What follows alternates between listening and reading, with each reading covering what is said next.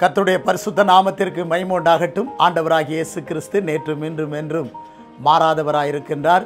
மகிமையின் தேவனாயிருக்கிறார். அவருக்கே சகல கனம் துதி மகிமை உண்டாகட்டும். இந்த நாளிலும் மறுபடியும் உங்களை சந்திப்பதிலே நான் கர்த்தருக்குள் மகிழ்ச்சி அடைகிறேன், சந்தோஷம் அடைகிறேன். ஆண்டவர் நம்மை அங்குமிங்குமாக அற்புதமாக பாதுகாத்து ஆச்சரியமாக அதிசயமாக வழிநடத்தி வருகிறார். அவருடைய பெரிய கிருபையை எண்ணி நான் அவருக்கு மகிமையை செலுத்துகிறேன். உங்களுக்காக நான் ஜெபித்து கொண்டிருக்கிறேன். நீங்களும் எனக்காக, ஊழியங்களுக்காக, குடும்பத்திற்காக ஜெபிப்பீர்கள் என்று விசுவாசிக்கிறேன். நாம் ஒருவருக்காக ஒருவர் செய்யும் ஊக்கமான வேண்டுதல் மிகுந்த பலனுள்ளதாகவும் பிரயோஜனம் உள்ளதாகவும் இருக்கிறது என்று அறிந்து கர்த்தரை நான் மகிமைப்படுத்துகிறேன். கர்த்தருக்கே மகிமை உண்டாகட்டும். கர்த்தர் தாமே இந்த தேசத்தின் மேலே தம்முடைய இரக்கத்தையும் கிருபையையும் அதிகமாக வெளிப்படுத்தி மாபெரும் விடுதலையை தருவார் என்று நான் விசுவாசிக்கிறேன். கர்த்தர் இந்த நாட்களிலே மிகப்பெரிய காரியங்களை நமக்கு செய்து நம்மை ஆசீர்வதிப்பாராக. கர்த்தருடைய நாமம் மகிமைப்படட்டும். இன்றைக்கும் நம்முடைய தியானத்திற்காக ஒரு வேத வசனத்தை நாம் வாசித்து முன் செல்லலாம். வாசிக்கும்படியாய் தெரிந்து கொள்ளப்பட்ட வேத வசனம் 2 நாளாகமத்தின் புஸ்தகம் 14ஆம் அதிகாரம் 11ஆம் வசனத்தை நான் வாசிக்கின்றேன். ஆசா தன் தேவனாகிய கர்த்தரை நோக்கி கூப்பிட்டு, கர்த்தாவே, பலம் உள்ளவனுக்காகிலும் பலம் நற்றவனுக்காகிலும் உதவி செய்கிறது உமக்கு லேசான காரியம். எங்கள் தேவனாகிய கர்த்தாவே, எங்களுக்கு துணை நில்லும். உம்மை சார்ந்து உம்முடைய நாமத்தில் ஏராளமான இந்த கூட்டத்துக்கு எதிராக வந்தோம். கர்த்தாவே, நீர் எங்கள் தேவன், மனுஷன் உம்மை மேற்கொள்ள விடாதையும் என்றான் என்று சொல்லி நாம் பார்க்கின்றோம். கர்த்தருடைய நாமத்திற்கு மகிமை உண்டாகட்டும். பலம் உள்ளவன் பலனற்றவன் யாராயிருந்தாலும் உதவி செய்வது லேசான காரியம் என்று ஆசா சொல்லுகிறதை நாம் இங்கே பார்க்கின்றோம். பலம் உள்ளவன் தன் பலத்தை கொண்டு எதையும் செய்யலாம் என்று நினைத்தால் அப்படி எதையும் செய்ய முடியாது. பலவீனன் நான் எதையும் செய்யக்கூடாது என்று நினைக்கவும் முடியாது. ஏனென்றால் பலம் எது பலவீனம் எது என்று நம்முடைய செயல்பாட்டை குறித்தே நாம் அமைத்து கொள்ளக்கூடியதாக, அறிந்து கொள்ளக்கூடியதாக ஒரு விதத்தில் இருக்கின்றது. சில நேரங்களில் அதிகமானதை பலம் என்றும் கொஞ்சமானதை பலவீனம் என்றும் நாம் நினைக்கின்றோம். ஆனால் கர்த்தருடைய பார்வையிலே அதிகமானது சில நேரங்களில் பலவீனமாகவும் கொஞ்சமானது பலமாகவும் மாறுகிறதை நாம் அறிய முடிகின்றது. இந்த உலகத்திலே இந்த தேர்தலில் இந்த கட்சிக்குத்தான் அதிக செல்வாக்கு இருக்கிறது, அந்த கட்சிக்கு செல்வாக்கு இல்லை என்று நாம் நினைப்போம். செல்வாக்கு இருக்கிறது என்று நினைக்கின்ற அரசியல் கட்சி தேர்தலிலே படுதோல்வியை தழுவியும், செல்வாக்கு இல்லை என்று நினைத்த அரசியல் கட்சி மிகப்பெரிய வெற்றியை பெற்றுக்கொள்வதையும் அறிந்து அநேக நேரங்களிலே நாம் ஆச்சரியப்படுகின்றோம். அது மட்டுமல்ல, ஓட்ட பந்தயத்திலே ஓடுகின்ற அநேகர் சில நேரங்களிலே பலசாலிகள், திறமை உள்ளவர்கள், இவர்கள்தான் முதல் பரிசை பெறுவார்கள் என்று நினைக்கிறோம். ஆனால் என்ன ஆச்சரியம், சில நேரங்களில் பலவீனமான சில மனிதர்கள் கூட பலமுள்ளவர்களை முந்தி ஓடி வந்து முதல் பரிசை பெற்றுக்கொள்கிறதையும் நாம் அறிய முடிகின்றது.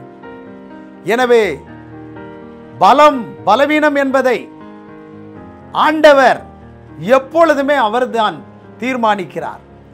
எது பலம் எது பலவீனம் என்பதை அவர் சிறப்பாக தீர்மானிக்கின்றார். நாம் தீர்மானிக்கின்ற தீர்மானங்கள் சில நேரங்களிலே தோல்வியை தருகின்றது.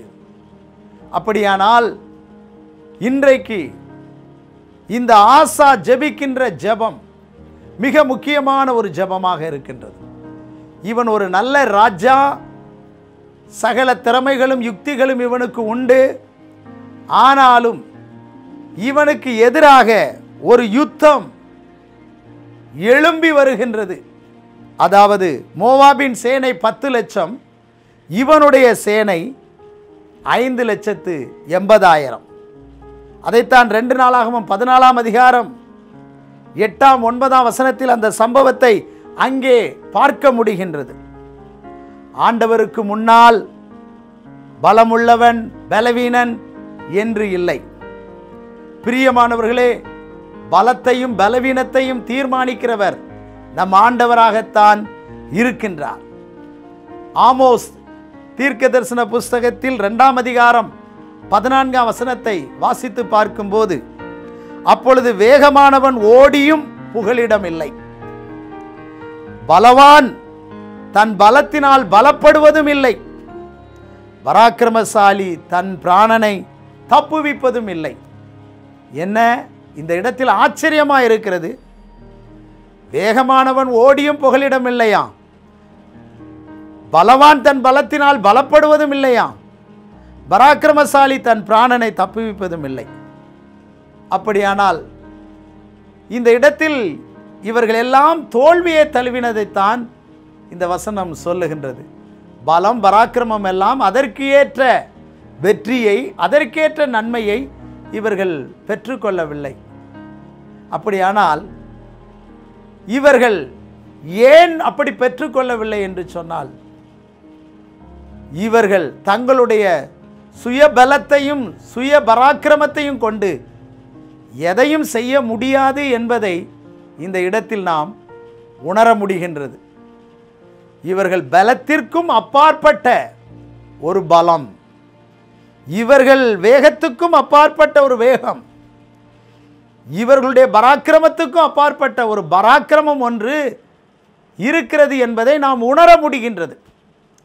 அதைத்தான் பிரசங்கி 9ஆம் அதிகாரம் 11ஆம் வசனத்தில் அவர் சொல்லுகின்றார், நான் திருப்பிக் கொண்டு சூரியனுக்கு கீழே கண்டுகிறதாவது, ஓடுகிறதற்கு வேகம் உள்ளவர்களின் வேகமும் யுத்தத்துக்கு சௌரியவான்களின் சௌரியமும் போதாது, பிழைப்புக்கு ஞானம் உள்ளவர்களின் ஞானமும் போதாது, ஐஸ்வர்யம் அடைவதற்கு புத்திமான்களின் புத்தியும் போதாது, தயவு அடைகிறவர்களுக்கு வித்துவான்களின் அறிவும் போதாது, அவர்கள் எல்லாருக்கும் சமயமும் தேவ செயலும் நேரிட வேண்டும் என்று சொல்லப்பட்டிருக்கிறது. அப்படியானால் இவர்களெல்லாம் தங்களுடைய ஞானத்தினால் புத்தியினால் வெற்றி பெறுவோம் என்று சொல்ல முடியாது. இவர்களுக்கு தேவ செயல் என்று ஒன்று வேண்டும். காலங்களையும் சமயங்களையும் மாற்றுகிற தேவன் சரியான கால சூழ்நிலைகளை இவர்களுக்கு கொடுக்க வேண்டும். அப்படியானால் சர்வ வல்லமுள்ள தேவனுடைய வல்லமை என்பது இந்த பூமியிலே உலாவிக் கொண்டிருக்கிறதை நாம் அறிந்து கொள்ள முடிகிறது. இதையெல்லாம் ஆசா கண்டுபிடிக்கிறவனாயிருந்தான். பிரியமானவர்களே, எனவேதான் அவன் பலமுள்ளவனுக்காகிலும் பலனற்றவனுக்காகிலும் உதவி செய்வது லேசான காரியம் என்று அவன் சொல்லுகின்றான். முதலாவது அவனுடைய ஜெபத்திலே ஒரு அறிக்கையின் ஜெபத்தை தான் நாம் பார்க்கிறோம். அறிக்கையின் ஜெபம், பலமுள்ளவனுக்காகிலும் பலனற்றவனுக்காகிலும் உதவி செய்வது உமக்கு லேசான காரியம் என்று சொல்லுகிறான். தேவன் வல்லமை உள்ளவர். அவர் உதவி செய்வது எல்லாம் ரொம்ப எளிதாக உதவி செய்வார். லேசான காரியம். பலமுள்ளவனுக்கும் அவர் உதவி செய்ய முடியும், பலனற்றவனுக்கும் அவர் உதவி செய்ய முடியும். அற்புதம் செய்வது அவருக்கு அற்பமான காரியம்தான். அவர் எளியவனை சிறியவனை குப்பை புழுதியில் இருந்து தூக்குவதும் உயர்த்துவதும் சர்வசாதாரணமான காரியமாக இருக்கின்றது. பிரியமானவர்களே, பலமுள்ள கிதியோனுக்கானாலும் பலவீனமான தாவீதுக்கானாலும் உதவி செய்வது அவருக்கு லேசான காரியம். இன்றைக்கு பலம் உள்ளவன் என்று சொல்லும் பொழுது பலவீனம் என்று சொல்லும் பொழுது ஒரு வித்தியாசத்தை பார்க்கிறோம். பணம் அதிகமாக இருந்தால் பலமுள்ளவன், பணம் இல்லை என்றால் பலவீனன். அறிவுள்ளவன் பலமுள்ளவன், சரியான அறிவு இல்லாவிட்டால் பலவீனன். அது மாத்திரமல்ல, சுகமுள்ளவன் பலமுள்ளவன், வியாதிப்பட்டவன் பலவீனமானவன். ஆட்களின் நண்பர்கள் தோழர்களை தன் வசத்தில் வைத்திருக்கிறவன் பலமுள்ளவன். அப்படி சிநேகிதர்களோ நண்பர்களோ இல்லாதவர்கள் பலவீனமானவர்கள். இப்படி ஒரு பெரிய பாதுகாப்பான நம்பிக்கைக்குரிய காரியங்களை எல்லாம் பலம் என்றும்,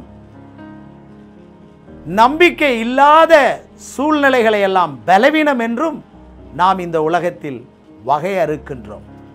பிரியமானவர்களே, எவ்வளவுதான் அறிவு ஞானம் இருந்தாலும் அவைகள் எப்போதும் பலம், அவைதான் பலம் என்று சொல்லுவதற்கில்லை.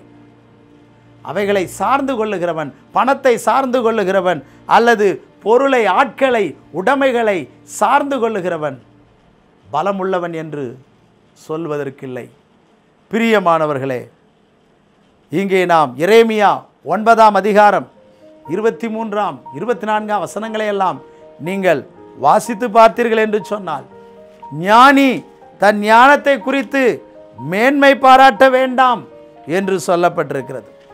ஐஸ்வர்யவான் தன் ஐஸ்வர்யத்தை குறித்து மேன்மை பாராட்ட வேண்டாம் என்று சொல்லப்பட்டிருக்கிறது. பராக்கிரமசாலி தன் பராக்கிரமத்தை குறித்து மேன்மை பாராட்ட வேண்டாம்.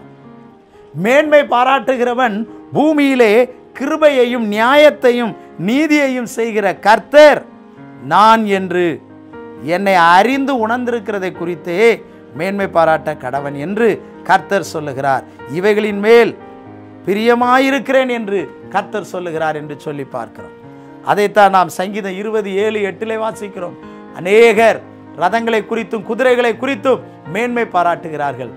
அவர்கள் இடறி விழுந்தார்கள், நாங்களோ எழுந்து நிமிர்ந்து நிற்கிறோம். நாங்கள் கர்த்தருடைய நாமத்தை குறித்தே அல்லாமல் வேறு ஒன்றை குறித்தும் மேன்மை பாராட்ட மாட்டோம் என்று சொல்லப்பட்டிருக்கிறது. அப்படியானால் கர்த்தரை விட்டுவிட்டு, கிறிஸ்துவை விட்டுவிட்டு, அவருடைய சத்தியத்தை விட்டுவிட்டு, அவரை சார்ந்து கொள்ளாமல் எதை குறித்தெல்லாம் நாம் மேன்மை பாராட்டுகிறோமோ, எதெல்லாம் பலம் என்று நினைக்கிறோமோ, அவைகளெல்லாம் பலம் அல்ல, அவைகளெல்லாம் பலவீனம். இப்பொழுது இந்த ராஜா ஆண்டவருடைய சமூகத்திலே அவன் விசுவாசத்தோடு அறிக்கை செய்கின்றான். பலம் இருக்கிறவனுக்கானாலும் சரி, பலம் இல்லாதவனுக்கானாலும் சரி, உதவி செய்வது உமக்கு லேசான காரியம். இப்பொழுது அவரையே இவன் நம்புகின்றான், அவரையே தேடுகின்றான். அவருடைய வல்லமையே தனக்கு உதவி செய்ய வேண்டும், அவருடைய கிருபையே தனக்கு இறங்க வேண்டும், அவருடைய பலம்தான் என்னிலே விளங்க வேண்டும் என்று சொல்லி முழுக்க முழுக்க கர்த்தருடைய பலத்தையும் கர்த்தருடைய மகிமையையும் அவரையும் இவன் சார்ந்து கொள்ளக்கூடியவனாக அறிக்கை செய்கின்றான். என் பலன் அல்ல என்பது இந்த இடத்தில் வெளிப்படுகிறது. என் இராணுவ வீரர்களின் பலம் அல்ல என்பதை தெளிவாக அறிய முடிகிறது. நீர்தான் இந்த காரியத்திலே உதவி செய்ய வேண்டும் என்று சொல்லி அவன் செய்கின்ற அறிக்கை ஆண்டவர் கேட்டார். அவன் அறிக்கையை கனம் பண்ணினார். அவனுக்கு உதவி செய்வதற்காக தேவன் எழுந்தருளினார். எனக்கு அன்பானவர்களே, இன்றைக்கு உங்களுக்கு எவ்வளவு ஞானம் இருந்தாலும் அது தேவன் தந்தது. அதற்காக நன்றி சொல்லுங்கள். அவரை மறந்து என் ஞானத்தால் பிழைத்துக் கொள்வேன் என்று நீங்கள் சொல்லுவீர்கள் என்றால் நீங்கள் பலவீனர்கள்.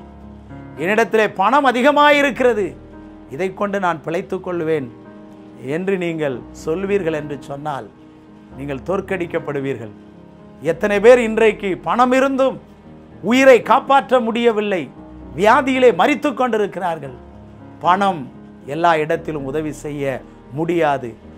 ஆனால் நம்மை ஆசீர்வதித்த தேவன் அவரை நம்பும்போது, அவரை சார்ந்து கொள்ளும்போது, அவரை உதவிக்காய் அழைக்கும் போது அவர் நமக்கு உதவியாய் வந்து அவர் நமக்கு எல்லா சூழ்நிலைகளிலும் ஒத்தாசையாய் இருந்து நம்மை தேற்றுகிறவராய், நமக்கு வெற்றி தருகிறவராய் இருக்கிறார் என்பதிலே சந்தேகமில்லை.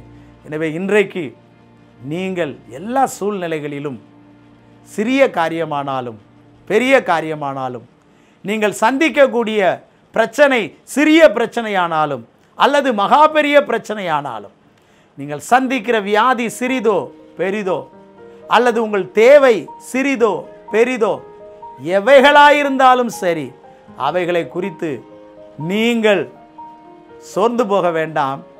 ஆண்டவருடைய மகத்துவத்தையும் மேன்மையையும் நீங்கள் அறிக்கை செய்து அவரை கனப்படுத்தி முன் செல்வீர்கள் என்று சொன்னால் நிச்சயமாய் கர்த்தருடைய உதவி உங்களுக்கு உண்டாகும் என்பதில் ஐயமில்லை. இரண்டாவதாக அந்த வசனத்திலே ஆசா சொல்லுகின்றதான காரியம் என்னவென்று சொன்னால், எங்களுக்கு துணை நில்லும் என்று சொல்லி அவன் கேட்கின்றான். எங்களுக்கு துணை நில்லும், எங்கள் தேவனாகிய கர்த்தாவே எங்களுக்கு துணை நில்லும் என்று அவன் இந்த இடத்தில் ஜெபிக்கின்றதை நாம் பார்க்கின்றோம். பிரியமானவர்களே, எவ்வளவு பெரிய ராஜா, எவ்வளவு இராணுவ வீரர்கள் தன் பக்கத்தில் இருந்தாலும் அவன் முழுக்க முழுக்க எதிர்பார்க்கின்ற உதவி, துணை யாரை என்று சொன்னால் அவன் கர்த்தரையே தன் துணையாக எதிர்பார்க்கிறதை நாம் பார்க்கின்றோம். துணையின் முக்கியத்துவத்தை அறிந்தவரே நம் தேவனாகிய கர்த்தர் தான். ஏனென்று சொன்னால், ஆதாமை படைத்த பொழுது அவன் தனிமையாயிருக்கிறதை பார்த்த ஆண்டவர், மனுஷன் தனிமையாயிருப்பது நல்லதல்ல, ஏற்ற துணையை நான் அவனுக்கு உண்டாக்குவேன் என்று சொன்னார். பிரியமானவர்களே, இரண்டு பேர் ஒருவருக்கு ஒருவர் துணையாக இருப்பது ஒருவரை ஒருவர் உற்சாகப்படுத்துகிறதாக, ஒருவரை ஒருவர் சந்தோஷப்படுத்துகிறவர்களாக இருப்பார்கள். யாதொருவன் ஒருவனை மேற்கொள்ள வந்தால் இந்த இரண்டு பேரும் இணைந்து செயல்படும் போது அவனை சீக்கிரமாக எளிதாக வீழ்த்தலாம் என்பதை பிரசங்கி ஞானி தன்னுடைய புஸ்தகத்திலும் அறிவித்திருக்கிறதை பார்க்கிறோம். அது மாத்திரமல்ல, உங்களில் ஒருவன் 1000 பேரையும் இருவர் 10,000 பேரையும் துரத்துவார்கள் என்று சொல்லி நாம் பார்க்க முடிகிறது. அப்படியானால் இரண்டு பேருடைய பலம் என்பது மிக முக்கியமான ஒரு பலமாக இருக்கின்றது. எனவேதான் ஆண்டவராய் இயேசு கிறிஸ்து தமக்கு முன்னால் ஊழியத்திற்கு செல்லுகிற வழியிலே 2 பேரை அவர் அனுப்பி வைத்தார், ஒவ்வொரு கிராமத்திற்கும். அது மட்டுமல்ல, இயேசு சொன்னார், அல்லாமலும் உங்களில் 2 பேர் தாங்கள் வேண்டிக் கொள்ளப் போகிற எந்த காரியத்தை குறித்தாகிலும் பூமியிலே ஒருமனப்பட்டிருந்தால் அது பரலோகத்தில் இருக்கிற என் பிதாவினால் உண்டாகும் என்று சொன்னார். இப்பொழுது ஆசா தன்னுடைய இராணுவம் அவனுக்கு முன்னே இருக்கின்றது. ஆனாலும் தன்னோடும் தன் இராணுவத்தோடும் தனக்கு துணையாக அவர் வர வேண்டும் என்று சொல்லி ஆசா ஜெபிக்கிறதை நாம் பார்க்கிறோம். தேவன் துணையாக வருவார் என்று சொன்னால் மிகப்பெரிய வெற்றியை, என் சத்துருக்களை, எனக்கு எதிரிட்டு வருகிற போராட்டங்களை நான் மேற்கொள்ள முடியும், ஜெயிக்க முடியும் என்ற நம்பிக்கை இவனுக்குள் இருக்கிறபடியினால் கர்த்தரை தமக்கு துணையாக அவன் வைத்துக்கொள்ள விரும்புகின்றான். பிரியமானவர்களே, யோவான் 15ஆம் அதிகாரம் 5ஆம் வசனத்தை நீங்கள் வாசித்து பார்த்தால், நானே மெய்யான திராட்சை செடி, ஓ நீங்கள் கொடிகள், ஒருவன் என்னில் நிலைத்திருந்தால் அவன் மிகுந்த கனிகளை கொடுப்பான் என்று இயேசு சொன்னார். என்னை அல்லாமல் உங்களால் ஒன்றும் செய்யக்கூடாது என்று சொன்னார். அவரை அல்லாமல் நம்மளால் ஒன்றுமே செய்யக்கூடாது.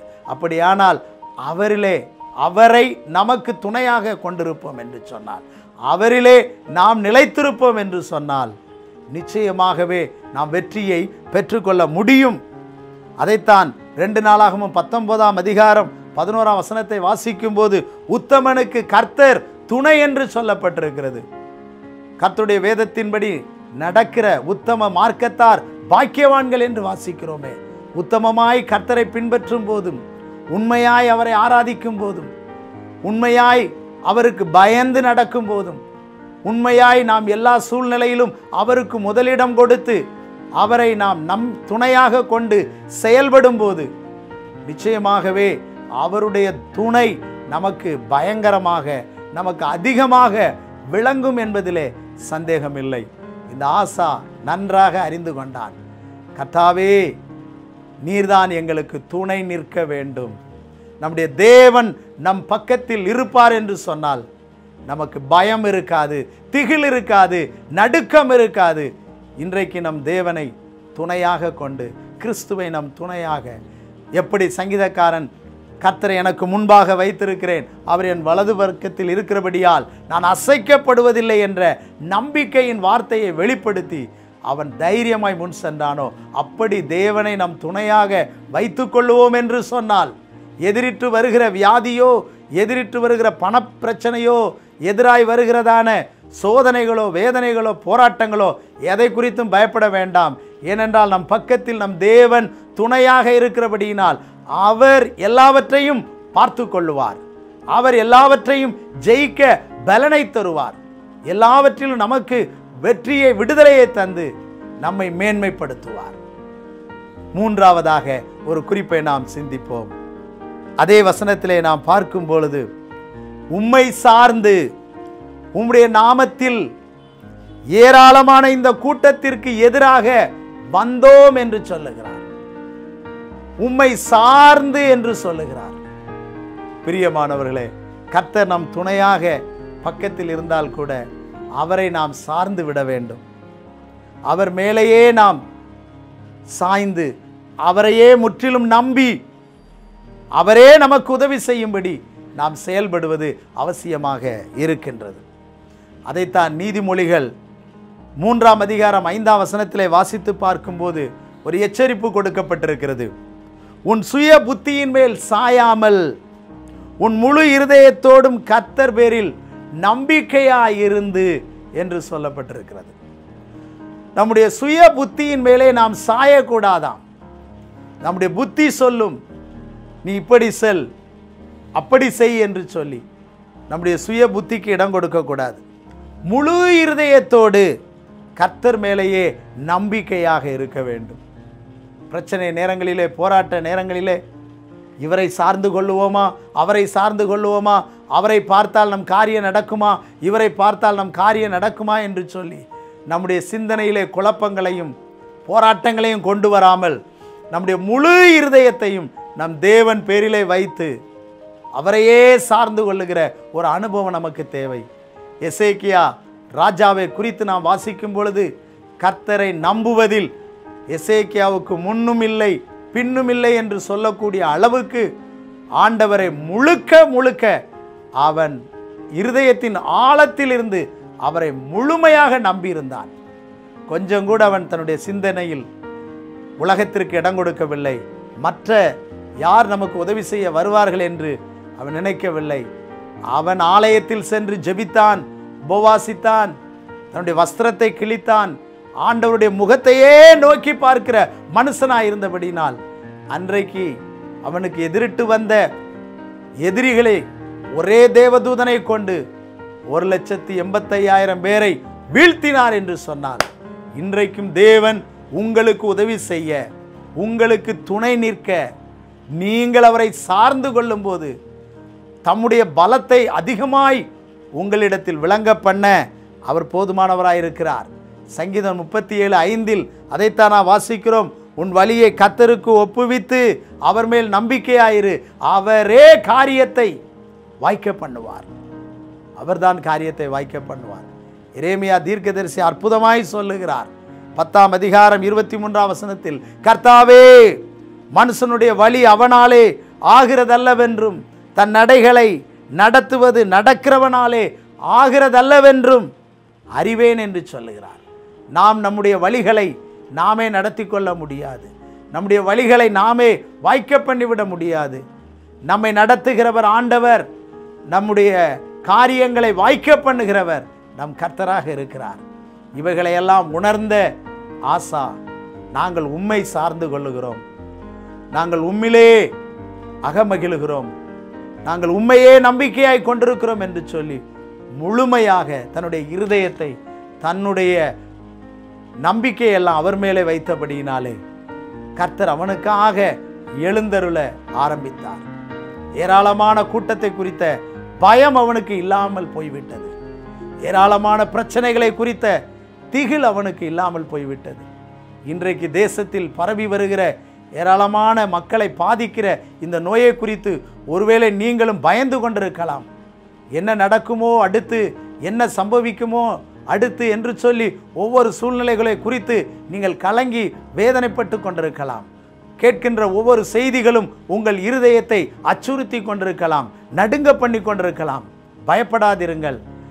நான் கர்த்தர் எனக்கு துணையாய் நிற்கின்றார், நான் அவரை சார்ந்து கொண்டேன், அவருடைய பிரசன்னத்துக்குள்ளே நான் இருக்கிறேன், அவருடைய மகிமைக்குள்ளே இருக்கிறேன் என்ற நம்பிக்கை, ஆண்டவரே அந்த நம்பிக்கை, என் தேவன் என்னை கைவிட மாட்டார் என்ற விசுவாசம் உங்களுக்குள்ளே பெருகியிருக்கும் என்று சொன்னால் நிச்சயமாகவே கர்த்தர் உங்களை பாதுகாப்பதிலும் விடுவிப்பதிலும் அவர் போதுமானவராக இருக்கின்றார். பிரியமானவர்களே, அந்த தேவன் இன்றைக்கும் ஜீவிக்கிறவர். இன்றைக்கும் உதவி செய்வது அவருக்கு லேசான காரியம். ஒருவேளை நீங்கள் ஆரோக்கியம் உள்ளவர்களாக இருக்கலாம், அல்ல உங்கள் சரீரத்தில் சரியான ஆரோக்கியம் இல்லாமல் பலவீனமாக இருக்கலாம். யாராயிருந்தாலும் சரி, உதவி செய்வது அவருக்கு லேசான காரியம்.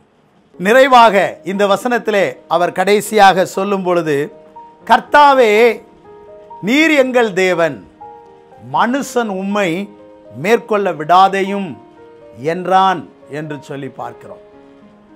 மனுஷன் உம்மை மேற்கொள்ள விடாதையும் என்று சொல்லுகிறான். இப்பொழுது ஒட்டுமொத்தமாக இஸ்ரவேல், அதாவது தன்னுடைய ஜனங்கள் அத்தனை பேரையும் ஆண்டவருடைய பிரசன்னத்திற்குள்ளே கொண்டு வந்து விட்டான். நீர்தான் எங்களுக்கு உதவி செய்ய வேண்டும் என்று கேட்டுவிட்டான். நீர்தான் எங்களுக்கு துணை நிற்க வேண்டும் என்று கேட்டுவிட்டான். நாங்கள் எல்லாம் உம்மை சார்ந்து விட்டோம் என்று சொல்லிவிட்டான். இப்பொழுது அவர்கள் எதிரிகளை பார்த்து மனுஷன் என்று சொல்லுகிறான். அப்படியானால் இவர்கள் எல்லாரும் தெய்வீகத்துக்குள்ளே மூடப்பட்டு விட்டார்கள், தெய்வீக தன்மைக்குள்ளே வந்து விட்டார்கள். கர்த்தருக்குள் இவர்கள் அத்தனை பேரும் இருக்கின்றார்கள். கர்த்தருடைய நாமம் பலத்த துருகம், நீதிமான் அதற்குள் ஓடி சுகமாயிருப்பான் என்று சொன்னது போல அவருடைய நாம கோட்டைக்குள்ளே இவனும் இவனுடைய ஜனங்களும் மூடிக்கொண்டார்கள், உள்ளே இருக்கின்றார்கள். இப்பொழுது அங்கே எதிரே வருகின்றதான சூழ்நிலை மாம்சமான மனுஷன். இவர்களோ தெய்வீக தன்மைக்குள்ளும் தேவனுக்குள்ளும் அவருடைய நாமத்துக்குள்ளும் அவருடைய பிரசன்னத்திற்குள்ளும் ஒளிந்து கொண்டார்கள் என்பதை தெளிவாக அவன் இந்த இடத்திலே வெளிப்படுத்துகின்றான். எனக்கு அன்பானவர்களே, எந்த அளவு நீங்கள் ஆண்டவருக்குள் உங்கள் குடும்பத்தை, உங்கள் பிள்ளைகளை, உங்கள் வேலையை, உங்கள் உடைமைகளை, உங்கள் பொருட்களை ஒப்பு கொடுத்து ஜெபிக்கிறீர்களோ, அங்கே மாமிசம் இல்லை, அங்கே தெய்வீகம் இருக்கிறது.